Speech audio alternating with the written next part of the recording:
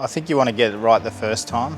I think you want to do your research and make sure you make an informed decision. I guess we're there to educate the customers, help them understand the difference in the different quality components, the different types of systems out there. And at the end of the day, once they're educated and they can decide what they spend their money on, they're happier customers because they make an informed decision, and that's what we're about. So they get it from us, so we help them understand.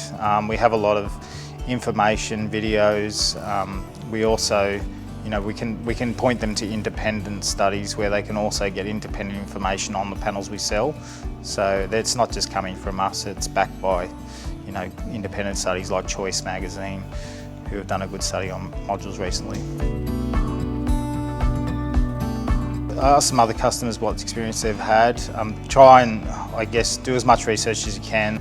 There's a few independent websites you can get quotes through, I guess, but yeah, it's just about making sure you do enough research to validate and sort the chaff from the hay, I like to say. Making sure you get the right stuff.